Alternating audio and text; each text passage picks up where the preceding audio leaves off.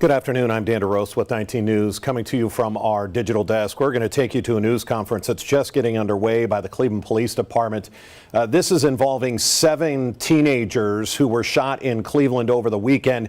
It started out as drag racing, ended up with several in the hospital. Let's take you live now for an update on this shooting of 7 individuals yesterday in the area of Lee Road and Harvard Avenue. 18-year-old females, 1 19-year-old male, and 1 19-year-old female. Our detectives immediately responded to the scene and began their investigation. So far, we've recovered 5 firearms and have towed 2 vehicles in connection with this incident. The investigation is ongoing, and all recovered evidence is being processed currently. We wanted to provide this opportunity to provide some clarification and some questions we have received. This incident is in the beginning stages from the perspective of how these investigations usually begin. Detectives have to review many items before they move forward and start getting extra evidence or revealed to them to follow up with the next steps. We're currently looking through our real-time crime center videos. We're looking to conduct interviews with the victims, and we're working with our partner law enforcement agencies to continue gathering information. Does anybody have any questions? Chief, any indications so far with speaking to the victims possibly of how this started?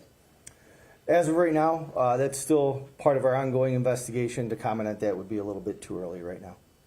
Yes, ma'am? How many people do you think were actually firing them? Do you think it was one person that shot all 7 people, or are there multiple suspects you're looking for? Right now, it's a little too early into it. Information maybe it could be possibly more than one, but to give you an exact number would be a little bit too premature. Yes, sir. This area has seen a lot of, traffic-related instances, donuts, burnouts, drag racing. I know it's a problem in that area. Can you just speak about that, what you guys have done to kind of limit that, and how it's obviously surprising to see something like this now? Absolutely. And I think it's very important to note that this was not a street takeover. There's a big difference. Intersections were not taken over. The traffic going through the Lee Harvard area was not negatively impacted. Emergency medical vehicles were not delayed. This was in the parking lot of the plaza, which is more of a car meetup where vehicles get together, look at each other's vehicles, things of that nature. Last summer, we did the milling of that intersection. That really curbed a lot of the activity at that intersection. We have our street takeover detail, which was working and responded to this incident to conduct an initial investigation. And we have our summer safety plan in place, which includes looking out for items like this. And we've seen a dramatic decrease in the activity like that. Tara? Another part of the summer safety plan was also letting officers know the new ordinance with properties. Yes. Issues like this. So is this ding 1 for that property, or how does that start with getting the property owner involved or cited or per that ordinance? So the property owners there and the business owners are actually very involved with us. We work closely with them, and this isn't us saying like, oh, they're not doing anything. They're very involved with us. They're very receptive to anything that we ask them to do. They have great suggestions with us, and we work very closely with them to start curtailing a lot of this activity. So they're very involved with that, and we're thankful for it. Question for you, for probably you, Sergeant Diaz. Body cam, 911 calls, anything like that, is that going to be made available to us? Yes, so multiple media outlets have already requested that. That's going to get processed through law and detective lawfully, and then they'll be released. I'm sure they're working on that fairly quickly, so as soon as we get that, we'll get that, including the reports as well. Did you have a follow-up on that, Tara? Yeah, but it slipped away. Okay. Well, actually, let me go over here, then we'll come back to it. Yeah, is there any more information about the firearms that you recovered, like where they come from or how they got in the hands of? So the firearms were recovered from vehicles that we did process tow, and right now we're working to analyze that, see if they were involved or anything of that nature. So I know you said that the property owner works well with you, and I've been in discussions with the property owner, but does this go against the property owner under that ordinance of something like this happening? So each incident's different. It's something we analyze. It's something we look at. They're taking proactive measures themselves to prevent this. And as the investigation goes on, if it's something we need to address with them, we will. But it's a little too early for me to really say how it's going to impact the property owners, given the fact that they are actively trying to prevent these things from happening. Right, and I know that they have a storefront that they have offered up to Cleveland Police. Are you going to put officers there? So that's something that we are always in discussions with. We work, Councilman Jones actually talked to me today about that, and it's something that we look at internally to determine if it's best for the service of the city of Cleveland. So it's still being looked at. Just on the victims' conditions, I don't know, I don't think anyone had anything life-threatening, but just wanted to check if you had an update on how those folks are doing, all the people that were shot. As of right now, from what we understand, none of the injuries were life-threatening. Okay, So- and then just when this moves forward, you guys have to figure out if this was a dispute or, just. Yeah. It's not random, right? There's some cause to this. I know Tara had asked, what's the primary indicator, but was the drag race, was that what led to this shooting directly or something different? So the initial call was for drag racing. Looking through the videos, we've yet to confirm if drag racing was actually taking place. So we're looking at all the videos, and as we get more information from the victims and witnesses, we will be able to clarify that a little bit more. But yes, as of right now, for us to determine the exact cause, it would be a little premature. But we will identify and we'll provide more information as we get it. Do you know how many shell casings were collected from the scene, anything like that, to tell how many bullets were flying through that area? Obviously, that many people or how many people are in that area, it's lucky that no one was really killed in that situation, right? Absolutely, and we thank God that the injuries were non-life threatening. Our victims are going to be able to continue on with their young lives. But as far as the amount of shell casings that go, we're analyzing them to see if the shell casings were involved in this incident. And there were several, but the exact number right now, we're still going through all of that. And then did I see a hand up in the back, ma'am? No. Oh.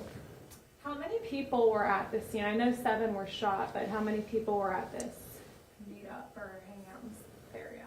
So the call that came over was for approximately 100 people in the area. We're looking through our footage, our security footage of the area to determine if that's estimated number, if that's an accurate number, if it was a little bit less than that. Also, if they were there involved in the incident, or if they're just in the area. So we're How likely coming are through all you that. to arrest anybody that was there if they can be identified? If they can be identified, we will go through the process of the investigation. Everybody's considered innocent until proven guilty. For me to comment on us arresting people that we've identified being there would be a little premature. We like to give everyone an opportunity to come forward. If any of the citizens in the area have information for us, if anybody that was on scene would like to come forward, they can contact the 4th District Detective Bureau, who's handling the investigation. Tara? Any indication that any of the 7 victims were also shooters? As of right now, we do not have any indication of that, but things like this will kind of unfold during the course of the investigation. How long do you expect the investigation to take?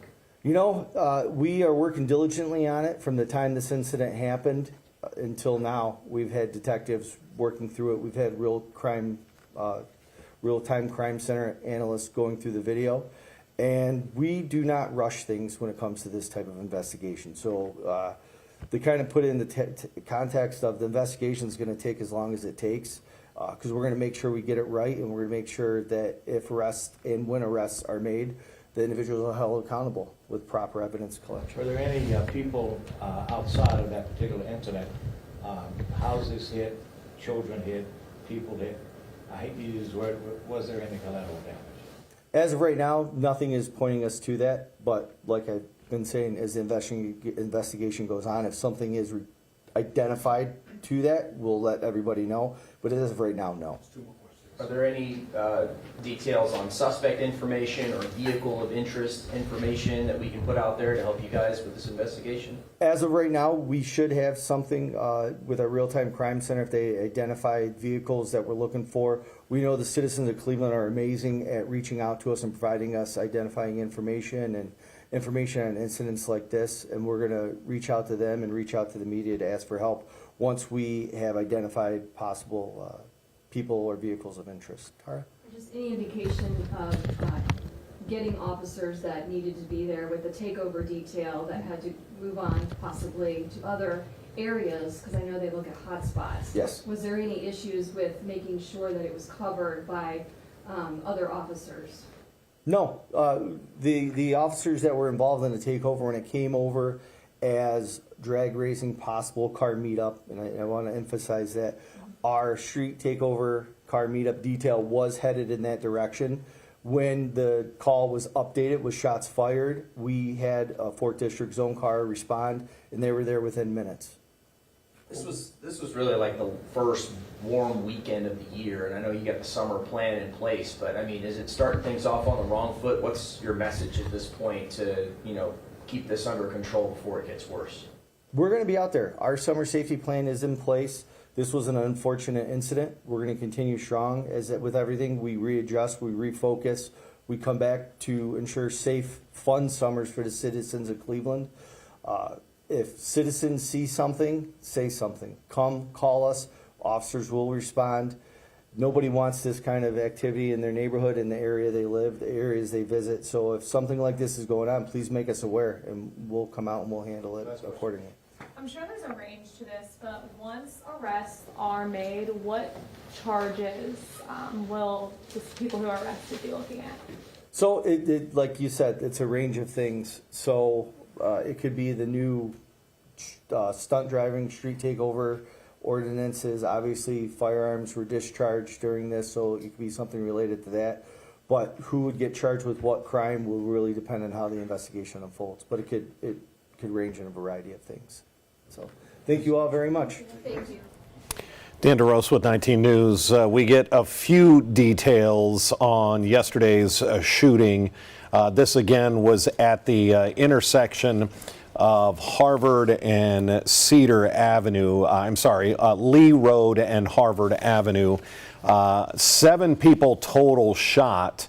The good news, if there is some here, it's that none of them were life-threatening. Nobody died in this, which is amazing when you consider, according to police, there were about 100 people in the area at the time. It appears there had been some drag racing going on. They stopped short of calling this a street takeover. This wasn't exactly that. It was a meetup that turned into drag racing that turned into shots fired. Unfortunately, we've seen this kind of thing happen when you get massive groups of people, you get some egos involved, and fights begin, guns get pulled, and shots are fired. Police sending a message that their summer safety plan is in place. Not sure how that will be impacted moving forward. When on one of the first warm weekends, you get 7 people shot, and they're all teenagers. The ages, again, 2 18-year-old young men, 3 18-year-old young women, and then one 19-year-old young man and one 19-year-old female young woman shot here. A couple of cars were towed, taken into custody as a part of this. And they found 5 guns already associated with this. Whether those guns were the ones that were fired, whether they were just recovered as a part of some of the cars that were pulled over trying to leave the area, we'll have to wait and see. But no detail, no description of suspects at this point. They're hoping to use real-time crime, the cameras that you see placed all throughout the city of Cleveland, maybe get some license plates, some cars of interest, but it's going to be a while for that. If we have any other breaking news, it'll be here on our digital platforms. Otherwise, look for 3.5 hours of news and first alert weather. There is a potential for some severe weather later this afternoon, just a slight potential, and we'll start that at 3 o'clock on Channel 19. Until then, I'm Dan DeRose with 19 News. Have a good afternoon.